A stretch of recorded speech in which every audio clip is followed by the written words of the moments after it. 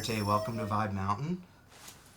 I feel the vibe. Yeah, you feel the vibes. We're vibrating on the same energy right now with the black and yellow glasses. So thanks for the inspiration. Here for it. What's been going on? I have been escaping the New York winter in Los Angeles, and honestly, if I'm being transparent, Yes, please. I think I'm just giving up in a way. Oh. And hopefully Interesting. that will yield something in the future. But you know when you feel like you're just like pushing the boulder up a mountain? Yes. And my mom keeps telling me that's an unhelpful metaphor. And so I'm just going to kind of let that shit roll down and trust that, you know, everything is going to get done and created when it's supposed to get created. Yes. I want to respond to that, but I don't know if you noticed, but my glasses started like fogging up. Maybe because I was so like connecting with what you're saying. Hold on, I'm gonna get. Why? I can't. I'm gonna get different take because yesterday I went on this walk. Are your eyes hot? I don't know. Maybe like I think those glasses are pretty intense. You know, these are more my speed for the interview. Word. But yesterday I was taking a walk and I was like super stressed, kind of like I've been going through these waves of feeling absolutely incredible, and then like I'll hit like a couple of days where I'm like insanely stressed out. Yeah. And it's not like I don't have anything to be stressed about, but I realize that whatever is causing me to feel stress is not real. It's like things that I'm imposing on myself. It never really is real. Stress feels imaginary because if you think about it, when you're in a real moment of crisis, you actually don't do a lot of thinking, you just act. So I feel like stress as a feeling is never, I don't know, useful. Totally.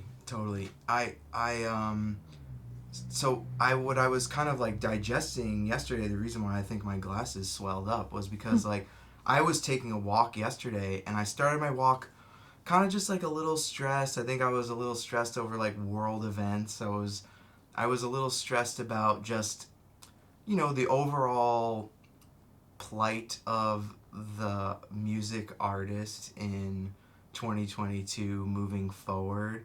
And I took this walk and I just really felt this like energy really kind of like telling me exactly what you just said, which is just like let go, like no pressure, like just let go of all this stuff. It doesn't fucking matter.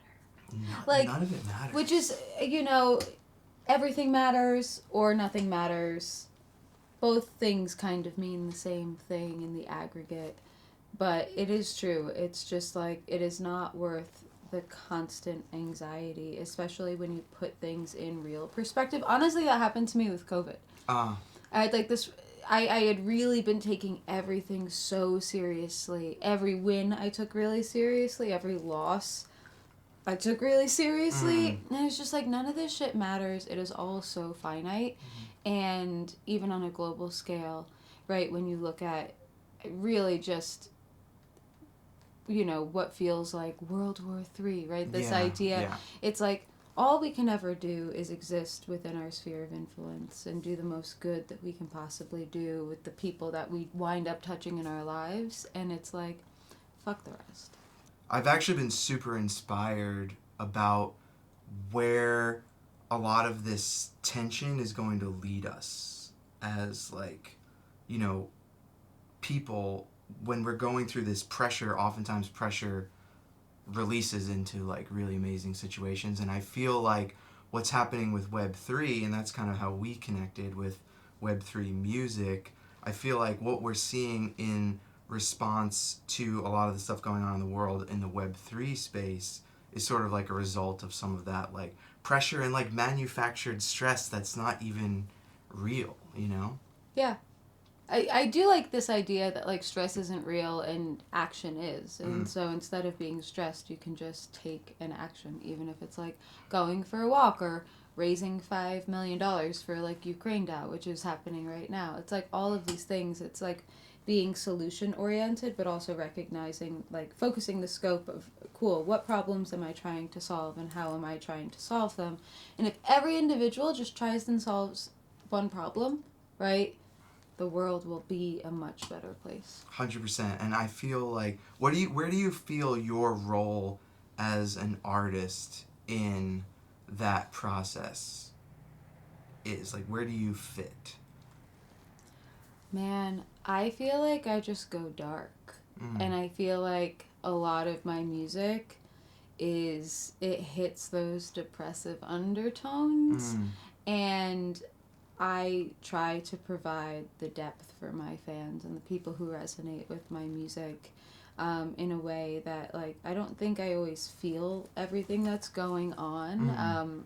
I think that's, like, my brain is very segmented in, I have the feeling part, but most of the time it exists under the surface of, like, the pragmatism and the logic. Yeah. And music is the way to kind of get the feeling out. And so when it does come out, it usually comes out in, like, I don't know, it's very raw and slightly painful. And I tend to attract the people, it's like the outsiders, the people who don't necessarily fit in a box.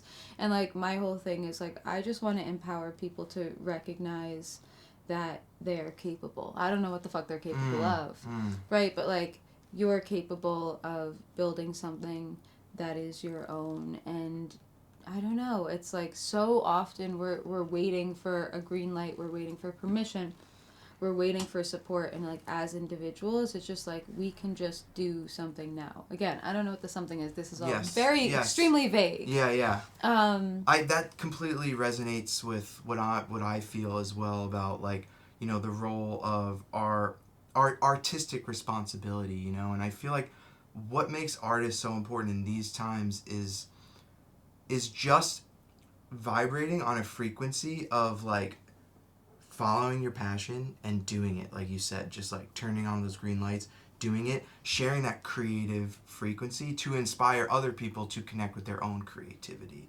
because their own creativity is going to solve problems, you know what I mean? Like, solving, for me, I think about, like, ocean plastic, or I think about, like, global warming, and I think about the things that are going to solve those problems is creativity. And I feel like artists are the ones that really, we represent creativity in a way, where everybody's creative, but people look at artists and they see, like, oh, those people are so creative. And I feel like it's, our responsibility to, like, tap into and follow our inspiration in the hopes of just inspiring other people's to do, to act, like you just said. Yeah, and what I love about, I feel like, what's going on now in terms of, like, all of the tools that the blockchain have to offer us is, like you just said, it's like we're all creative, and now there are all of these collaborative efforts between artists, both, musicians, visual artists, 3D artists, developers, VCs, right? All of these kind of people who normally wouldn't mix together to be in these collaborative projects are now commingling and kind of seeding ideas. And, like, I really do think that is the future of artistry. It's, like, now such an expanded view, and it can be singular. You can just paint your painting or make your song, but you can also, like, build these worlds. And I think that I like all of that collaboration. I'm excited where it leads in the next few years. Yeah, totally. I think the way that you just described it so beautifully. I mean, I've heard you talk on Twitter Spaces. Like, you're a great orator when it comes to this space, and I'm really grateful for, the things you've shared with me and the things that you continue to share with the community, and, like, really pushing Web3 music. And I wanted to know, like, what if you could expand more about, like, all the different people that are working together to build this space, because I think right now people on the outside looking in, they see, sometimes they see certain actions as being purely financial and, like, maybe driven from greed in a way. I don't particularly agree with that, but I feel like there's this misconception that, oh, it's just, money grabs and all this stuff. But what I've kind of observed and what I felt you just touched upon was, like, it's all these different components that make up our world working together to build, like, a new system. And I wanted to know if you wanted to kind of like expand on Yeah. that at all. I mean, first, there's for sure greed, scams, cash grabs. Just like there's greed, scams, and cash grabs like everywhere. Yeah. And so I think wherever there can be like a financial motive, there's always going to be bad actors trying to like scam the system in order to get theirs. And so I do think that I don't like when people are critical of something because we're so early, I really take that criticism to heart. I think there's a school of people that try and like brush it off, right? Like that shit doesn't exist. Like no, that shit definitely exists. That being said, music is free, right? There are a lot of arguments about whether or not music should be free, but it doesn't change the fact that like music is not going to get more expensive at the baseline. 0.004 cents on average will be the average cost of a stream because the marketplace, and when I say the marketplace, I mean, you know, anybody who consumes music, they're not really willing to pay for music en masse. You walk down the street and ask people, what is your monthly budget for music? They're going to say $10 or nothing, right? Or whatever the cost of their shows are, right? And so the idea that I accept that, and I think it's inherently good as someone who like didn't have so much money to have all of the variety of music growing up. Yeah. You know, I was limited to like my dad's few CDs and like the one CD a year that I kind of slowly collected. Like I didn't really even listen to the Beatles until I was like 18, right? Because it was just like not in the palette. Yeah. So this idea that everybody has access to art, I'm here for it. I do not want anybody to have to pay to be able to experience what I create or, you know, have access to me. But that being said, we're locked into that fixed pricing, right? There's no real opportunities for people to pay more for just the music if they wanted to. And so when I look at the tools of the blockchain, right, and everything that they have to offer us, it allows us to experiment with additional tiers of value above the baseline. And quite frankly, like before this year, I didn't even know what they were. So I've spent the last year just throwing shit at the wall. I'm like, maybe people like this experience. Maybe people like one of one NFTs because we're creating digital scarcity because it's like a signed, you know, song from my address to your address and there's only ever going to be one. I found that people enjoy paying a high price point to collect those assets and then have the experience of being a collector of mine, which is different than being a fan, right? It's, you know, we can fractionalize royalties, right? The idea that fans can now own pieces of songs.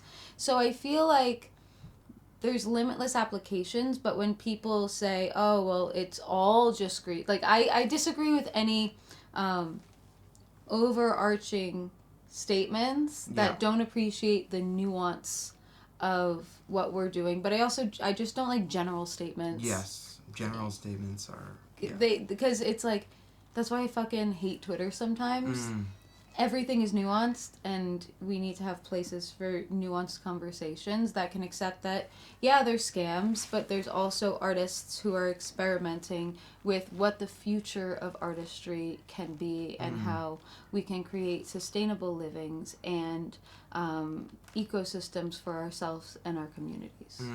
I mean, I think that last bit of creating those ecosystems is what makes me so excited. It makes me so optimistic, and like, you know, there were times I would say over the past couple of years where I started to feel really drained by I don't want to say like the music industry, but I just felt really drained by the way that music as an art form was sort of just like pushed off to the side. You know what I mean? It's like a lot of people now just see music as sort of just this like background to TikTok videos, and it just sort of like, and then it's limited to whatever loops they're using. So even if it's like a 8-second loop or a 15-second loop, and then there are so many people that are like, oh, this will work on TikTok, or make the loop and then put it up on TikTok and see if it things. And it's like, is that really healthy for like creating with sound? Is this really like beneficial for creating like expanding the art form of music? And I was kind of just getting like a little twisted on things. But when I started to really dive into the capabilities of like where Web3 music is going and music NFTs and all the possibilities, I mean, it it just makes me feel really excited. It makes me feel really good. I'm like, um, I feel like there really is this place for music artistry to really develop in a modern way, you know? Well, I mean, part of the reason I got involved in all this shit was because, like, I don't dance on TikTok. Mm. And, like, I don't want to dance on TikTok. And I hate having a fucking camera in my, like, that, Yeah. like, this. Yeah. It is so unnatural Yeah. unless I'm having a direct conversation. Yeah. Like, I can do Instagram lives with people Yes. all day, right? Because Yes. it's interactive. Yes. But everything else felt so put on. And when the pandemic hit, it was kind of like I understood it was sink or swim in terms of like where my career was. Right, we like canceled a tour midway. It really preemptively ended my second record cycle, right? Because there was no way to continue promoting that record, and I just knew I had to pivot because all of this like streaming and social media, like I no longer had access to my audience. It's all algorithmically gated. Yes. Right? And so TikTok's the only friendly algorithm. That's why everyone's like, well, TikTok needs to be your marketing campaign. And I was just like, I don't want to do it. I don't want to do it. Yeah. I don't like dancing. I don't have a generally light demeanor. So for me, it was kind of just leaning into, all right, well, what else am I good at? And I'm just like, I'm pretty fucking smart. And so, like, let me figure out all of these tools and, like, just carve my own path. Yeah. And then if I carve my own path kind of in this new way, like, I'm just kind of setting up a road for people to follow and be like, okay, that's cool. Oh, okay, let me try this. And I feel like in terms of, like, the service that I provide to like others, that's kind of it for me. It's like, I'm gonna experiment, I'm gonna build the tools for you to use, and then like use them and have at it, and then build your own shit. Yeah, I mean, I love listening to you talk about this stuff because I just have a huge respect for you as an independent artist and as a fellow independent artist. I mean, that's why I was so excited to connect with you the other day, is because we've been crossing paths for years. You know, you were at AWOL, and then, you know, shortly after you sort of became the poster child at AWOL, I also joined the AWOL system and had a lot of success there.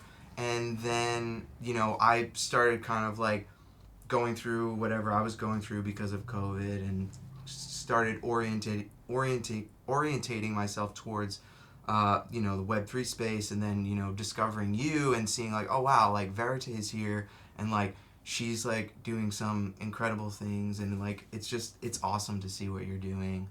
And I want that kind of segues into my next question, which was about like, you're a really fearless independent artist, and I feel like we need more people like you. We need to share people like you more to, I think, inspire people to just like carve their own paths and be fearless with building themselves in an independent way. Because I think there's a lot of people that see like major music figures, or I don't like the term influencers, because they're not like, you know, they're not necessarily like, you know what I mean, but or influencers, and they think this is the model that I have to follow.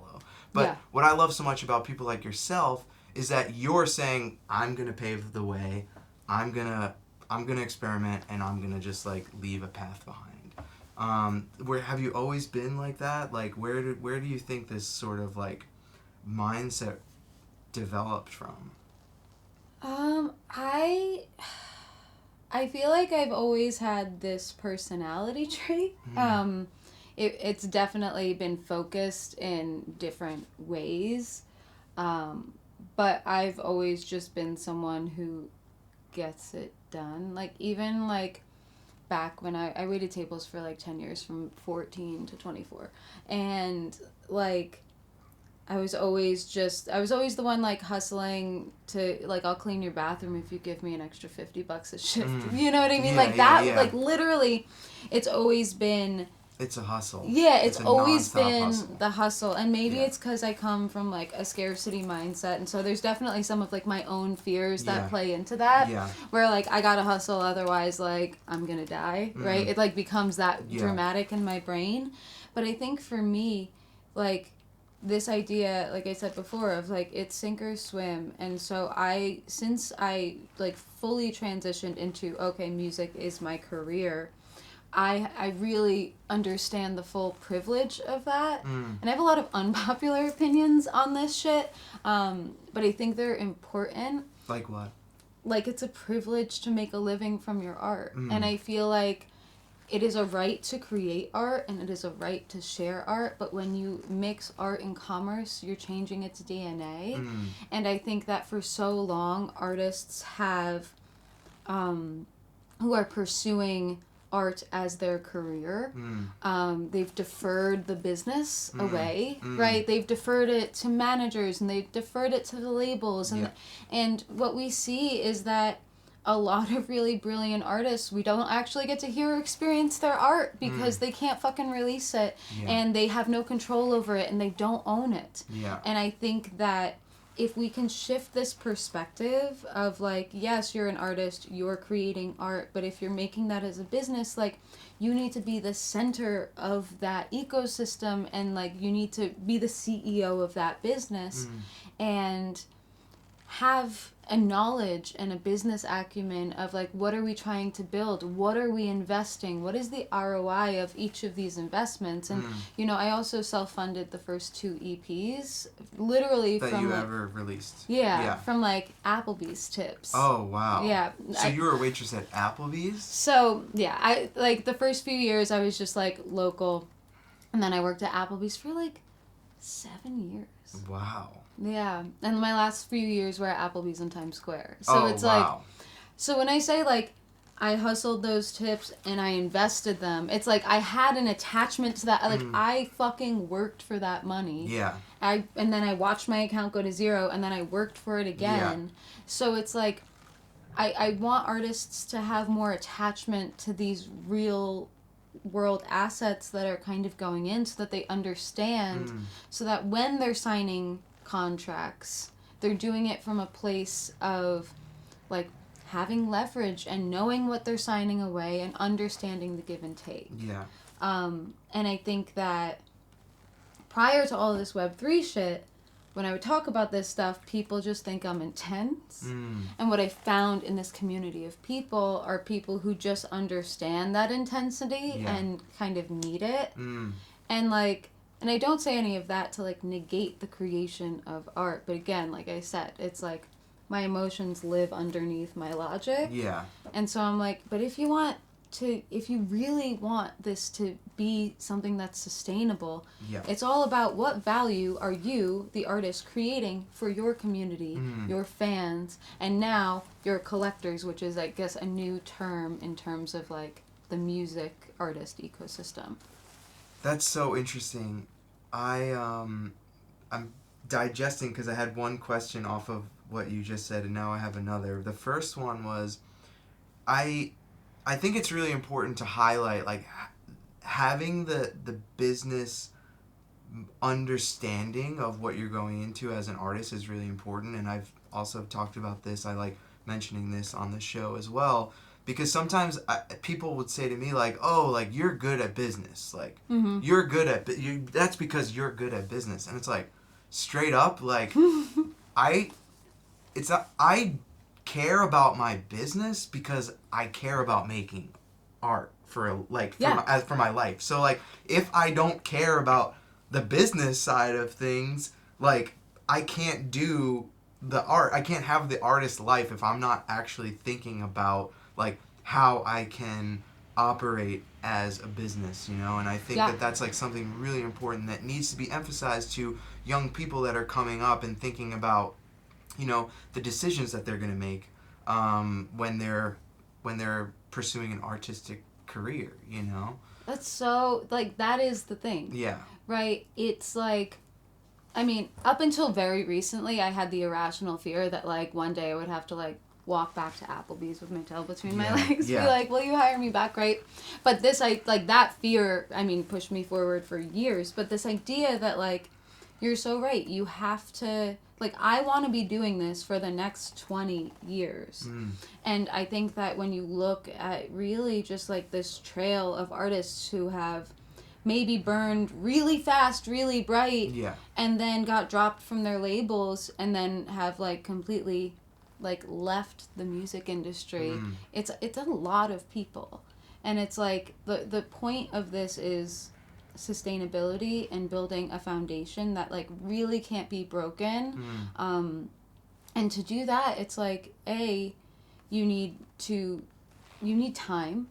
And in these traditional systems, there's not time. It's like, we're throwing money. How much money does it make us? Oh, it didn't make us enough money quickly. Okay, you're cut.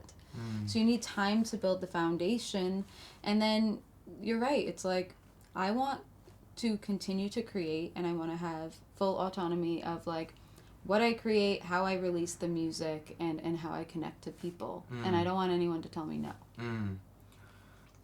I wanted you to maybe talk about that scarcity mindset that you mentioned, because I think that's another really important thing to even just shine a light on. I think that, like, a lot of people don't realize how they have a scarcity mindset, like, baked into their paradigm, their thought system is just, like, you know, we're conditioned to kind of think in a scarcity mindset. I think especially when you're pursuing a career as an artist. And that's another thing that I like to highlight on this show is, like, you know, sharing people like ourselves that, like, we have a career, we're, like, living a fruitful and, like, healthy creative life to us, to, you know, I think as best as we can, and we're not letting sort of, like, traditional scarcity mindsets of an artist kind of limit the way that we operate.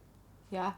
And I was wondering, like, your relationship to this, like, what are some ways that you kind of, like, have worked to, like, push past some of those obstacles? Was it easy for you? Did you always have this, like, knowing of, like, you know, because understanding your scarcity mindset, I think, is a big work for a lot of people. I know for myself, I started making music full time when I was, like, 23, basically, and I didn't really understand my scarcity mindset until I was, like, 29 or 30, after I had signed, like, 2 record deals, had 2 failed, I don't want to say failed, but, like, music projects that didn't get me to the place where I wanted to go. And then I started Nudes, and I was just like, well, I gotta just do whatever the fuck I want now. And then I started to realize, like, that I did have these fears,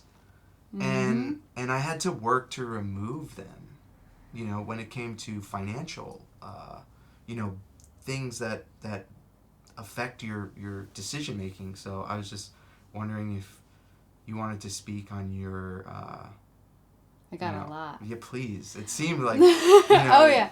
Well, you know what? I think that this is something that I've only very, like, recently started talking about, because, again, it's like, you come from this traditional music industry where it's just like, don't talk about money, don't talk about business, and I'm just like, but we have to fucking talk about money and business. Like, it's called the music business, right? Yeah.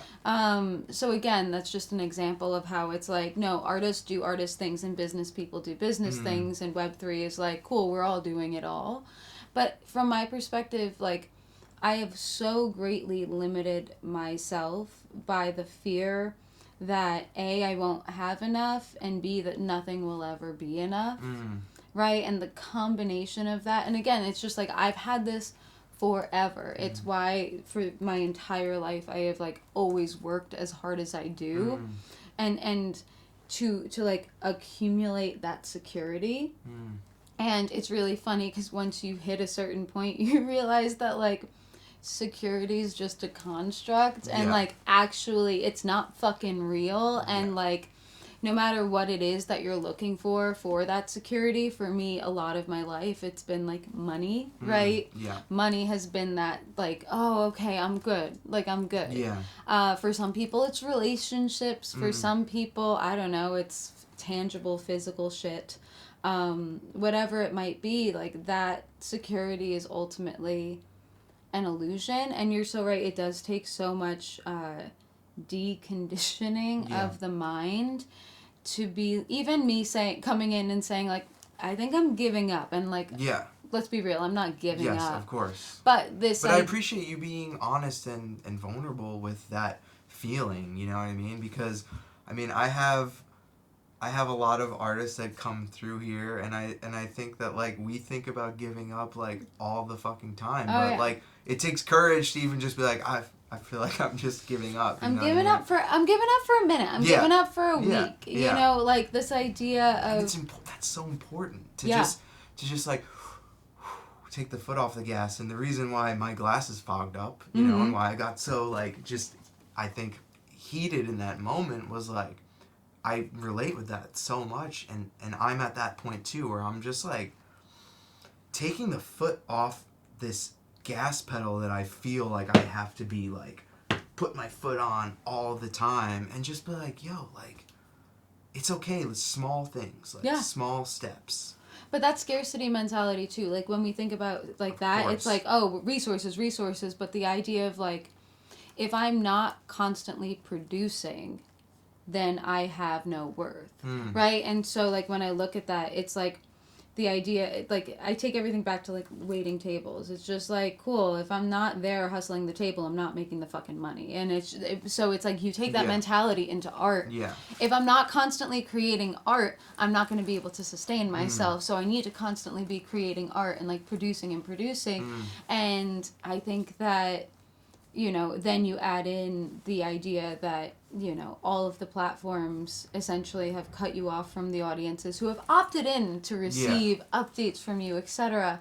You know, essentially Spotify and these streaming platforms, it's all payola at this point, and like strategically, algorithmically place songs if you know, take less money here, right? So it's just like, it becomes so stressful. But what I found in this area is like, oh, maybe I just get to create art. It doesn't actually matter how commercially viable it is. If I can be really creative with how I structure and package things, and if I can be innovative and create a path, I can actually make whatever the fuck I want right now.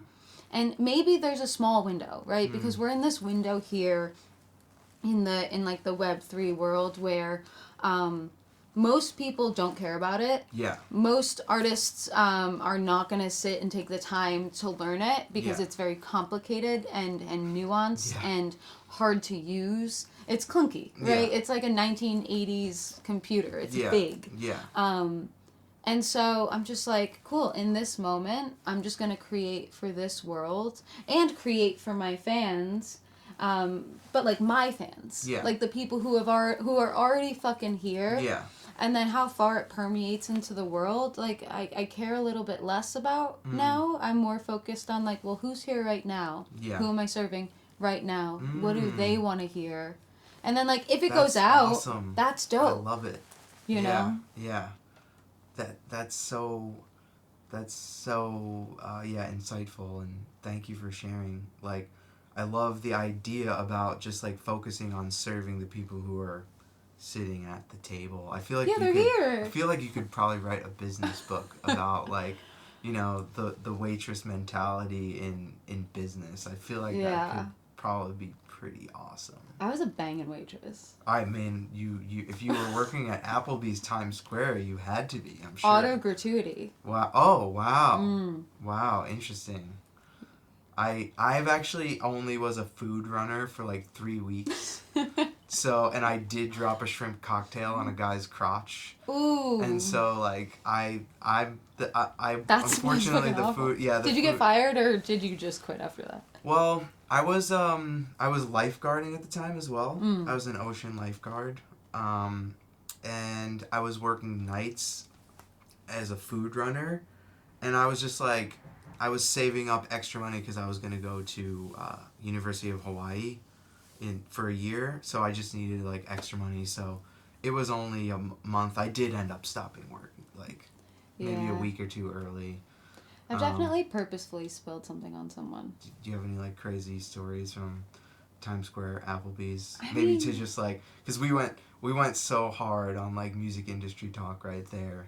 I have a lot of like you just get a very odd cross section of humans. Like we definitely had someone just come in and like backhand a hostess once. Really? Yeah, like we definitely have. I worked the 6 a.m. shift at.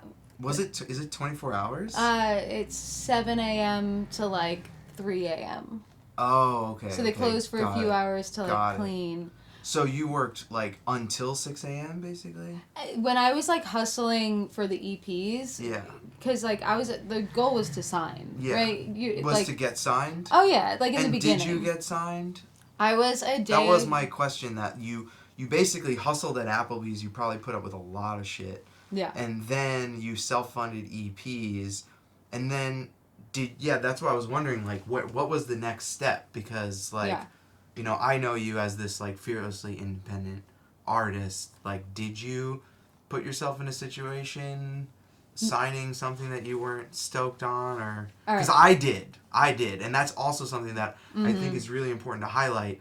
And it comes from that scarcity mindset. I made a lot of decisions when I was 23 years old thinking that this was my one chance. Yeah, this is it. We're conditioned to think that like scarcity. You have one chance. You have one opportunity. Eminem said it. That's not true. Yeah, I know. If Eminem said it, you know, but like, and I made so many decisions thinking like, well, this is it. Like, this is it. And you know, ultimately, I think that a lot of amazing things happened for me, even though I made some decisions that weren't beneficial for maybe my career at the time, and I'm lucky that I kind of like have gotten out of all those things now. But it took me 10 years to get free from some of those things that you get locked into when you make decisions from a scarcity mindset. So yeah, I was wondering if you did you go through any of those things that put you... So most people don't know this because I don't talk about it much. But when I was like 18, 19, I was working with... And this is like college. I was a mess. I was very messy. I was also a mess. Like yeah, it was. I was not just cute. super depressed when I was 18. I was so depressed. Because I didn't know what I was gonna do. I thought I was gonna be a history teacher, and I'm not like. You'd be a fun history teacher. My grandma was a history teacher. She's over here. I have her picture, but and I'm like all about. I have mad respect for teachers and history teachers, but I was just like, this is not what I want to do. Like, yeah. What am I gonna do? And I didn't think that being in music was possible. Yeah. So another scarcity sort of like mindset where it's like, well, what can I do? I don't have any choices, you know? Well, you have to think about the context of when we grew up.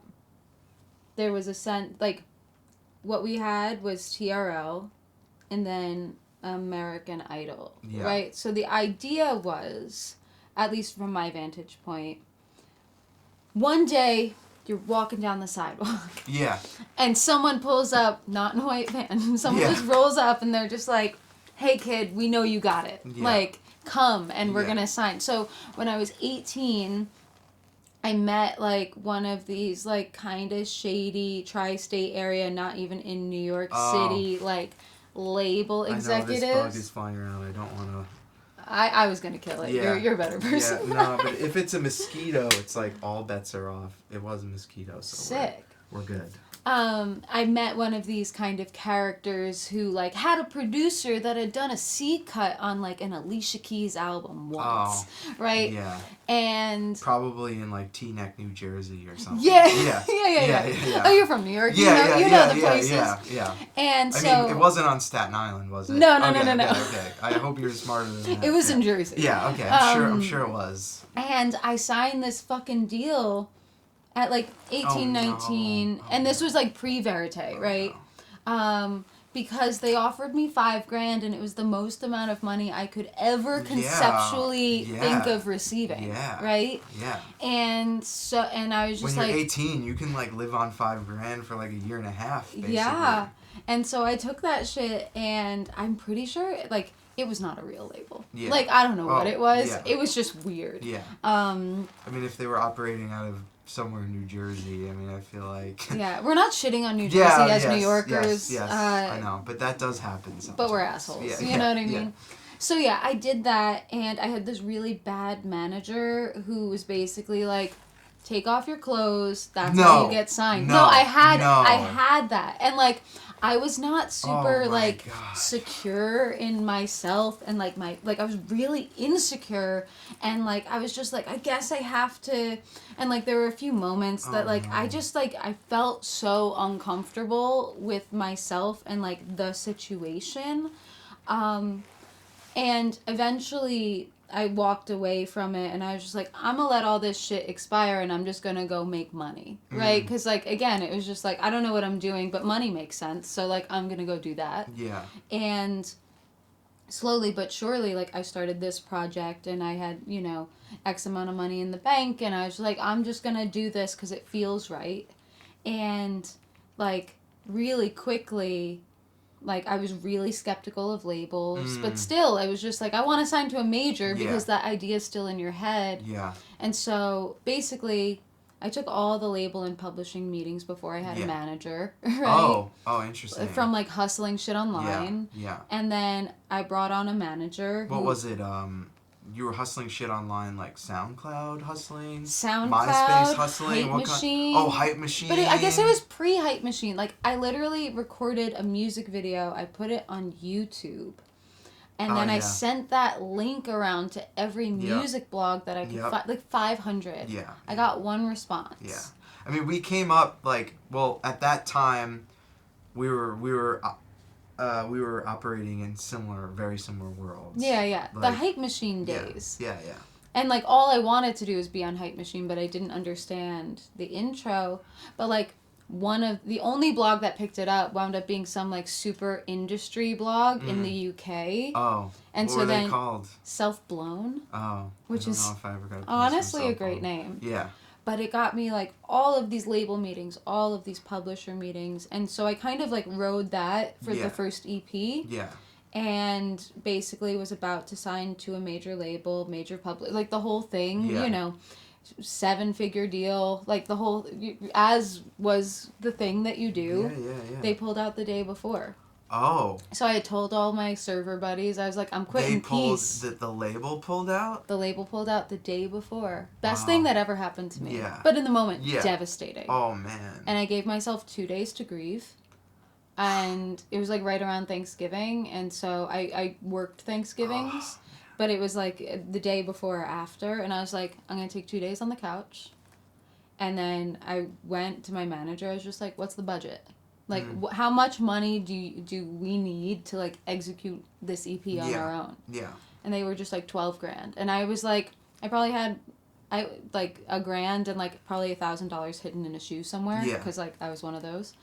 And I was like, great. And I just went and made it.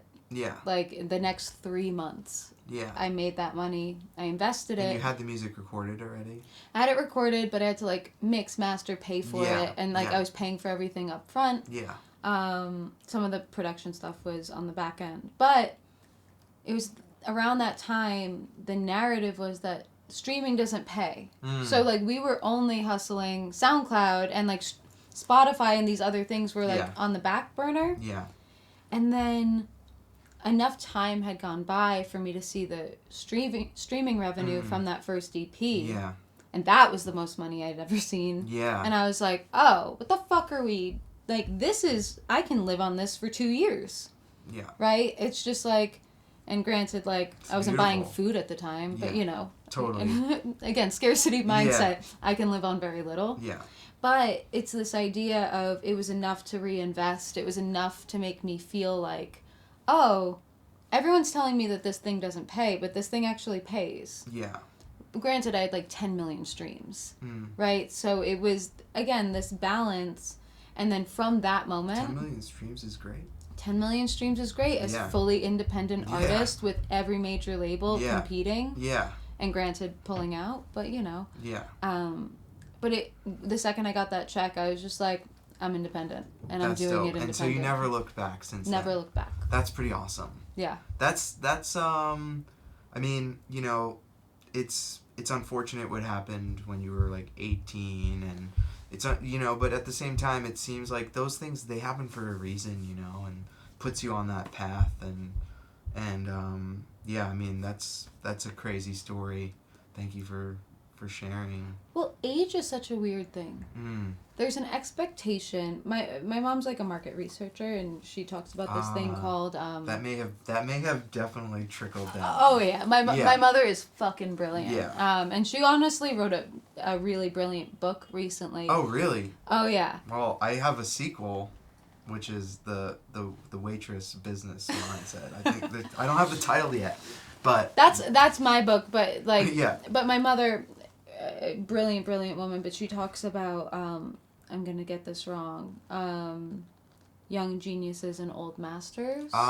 And how we're in a culture that glorifies the young genius, right? Totally. And somehow, if you haven't reached your peak by 23, especially as like a woman, it's like there's nothing ahead for you. Yeah. You might as Yeah. well just fucking wear a bag Yeah. and I don't know, cook some shitty dinners. Yeah. Like this idea that once you hit 30, your career is over.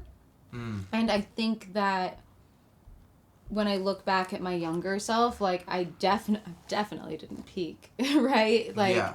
and like my trajectory has just been one of like really steady growth, both as a human and as an artist and in my career. Yes. And I really think that I'm an old master and that I'm just going to continue to level up and level up. And I think it's important to highlight that like those kind of tropes, they don't really exist anymore, and they only have power and value like if you give them power and value. And I would much rather again do this for the next 30 years and hit my peak at fucking 50. 100%. You know what I mean? Hit my peak at 60. That's the path that I'm on. I mean, like, yeah. I was thinking about it earlier because I was just like, I'm getting older, you know, and you face like the challenges of like, how do I keep going and growing in music as, you know, when you get older. But then I feel like what's so exciting about right now is like age is less relevant because it's just about fucking vibe. It's just about energy. And like when we're building in this space, like this shit's timeless. You know what I mean? Like the act of like creating and serving an audience, or serving, you know, who's ever paying attention, that's timeless. That's a timeless you know, transfer of energy. And like I was thinking like the project that I'm working on now with what I'm building for, you know, what I'm going to release, that's going to be like, I'm going to achieve the goals that I've always wanted to achieve. And it might be in 10 years, it might be in 15 years, it might be in 5 years, but fuck it, man, it's going to feel so good to like hit those things.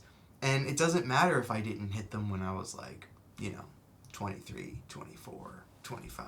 There's also no guarantee that hitting that shit at 23, 24, 25 is good in the long term, you know? Totally. And I think that's the thing, is like we're in such a culture of like comparison where I'm gonna look at you and I'm comparing myself to what you're posting on Instagram. And it's toxic. Yeah, and honestly I unfollowed everyone on Instagram. Which is great because there's no scrolling. So like if I want to like stalk someone, which I'm a human, I have to intentionally do it, and there's like a little bit of shame in that. I'm just like, well, I shouldn't be doing this. You could create another account. True, but I'm just trying to alleviate the scrolling. So basically, if I want to search someone, I have to put their name in. So it's like this extra step of like, do I really want to do this? Yeah. And usually it's no. Yeah. You know, unless it's yes. Yeah, I spend less time on social media, like on like Instagram, for example, or, you know, TikTok. I am chopping up clips from this that are going to be put on online, and I'm actually really excited about that. I'll show you what they look like. Yeah. But I'm just using it really as like a place to like. I'm using it sort of like as an art gallery where it's just like, this is what I create and this is where I show it. If you check it out, cool. If not, like, whatever. Honestly, I hang with people on Discord, right? Discord's my shit. Because it's like... When did you get in on Discord? Mid-2020. So that was like pre-Web3 stuff. Because it was like, again, I was like, I'm posting shit. What was the thing that was like, was it the tour getting canceled? Well, it was Instagram changing its algorithm, right? And so the tour getting canceled hurt. It hurt emotionally, it hurt financially, right? And it just stopped everything. And then there was this panic of like, if I don't continue, like, if I don't figure something out, like, I'm going to be going down the slope. And I don't want to go down the slope. I want to be going up the slope. Yeah. And so... it was Instagram changing its algorithm, and I, like, posted something, and it got no engagement, and I was just like, no one is seeing this shit. Yeah. Like, no one is seeing this shit. Yeah. And then I read this article that, like, okay, Instagram is like, focusing on video content, like, basically, like, TikTok, so if you want to be in the algorithm, and I was just like, I don't want to do this shit. Yeah. I just want to hang out with my people, so I started a Discord, because also, there's no community building on Instagram. Yeah. Yeah.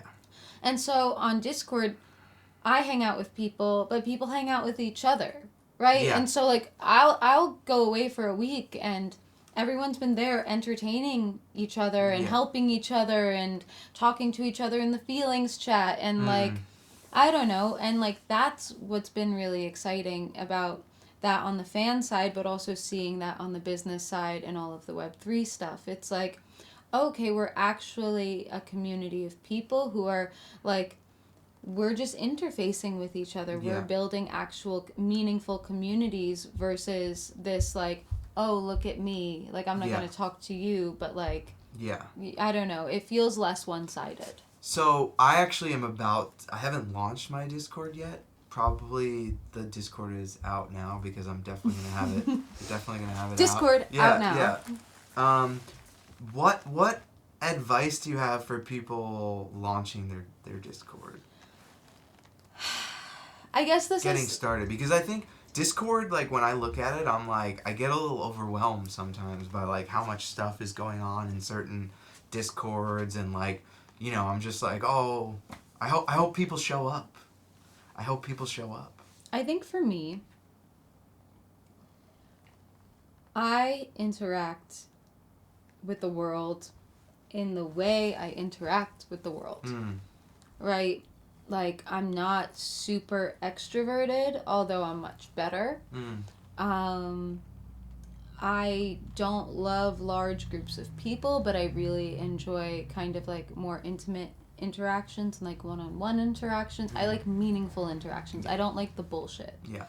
And so a lot of this kind of community talk is really off-putting to me. Yes. Because it makes it seem like there's a community and you have to participate in it and you have to be at the party and you have to have this type of voice and you need to, like, and so really early on I made a decision that, like, I'm going to build community in my way. And what is community? It's like a group of people who coexist together, who add value to each other, right? And so I add value to my people. They fucking absorb that value, and they add value to me. It's just like I only have a career because of my fans who have continued to support me. Yeah. So when we talk about ecosystem, like, that's the value exchange, but like you have to do it in a way that's natural to you. Yeah. Otherwise, it's not sustainable. Otherwise, you can't keep up the face, and so the Discord, I feel like, is the most natural representation of that. And so just diving in a way that's like, this is how I want to interact with people, and people who enjoy that type of interaction are going to come. Like, we literally have something that we call chaos mode on my Discord, where, like, I'll do something and it's just, like, people yelling and all, I mean, yelling. Yeah. It's all typing. Yeah. Right? But it's, like, people like that, and I would have, like, chaotic cooking shows where I would just, like, I'm a really... And you streaming? Yeah. Yeah. Well, those I would do on Instagram just because it was like inviting people Yeah. back. But like we would also play Among Us. Have you ever played Among Us? No. When you start your Discord, come Yeah. onto my Discord and Okay. play a game of Among Us. Yeah. I haven't done it in a while, but it was very popular in the pandemic. It's a murder game. Oh, okay. Multiplayer. The dark vibes. This inspire your new. Yeah. This inspiring your new, yeah. We're just a fucking serial killer Yeah. now. But you kill people.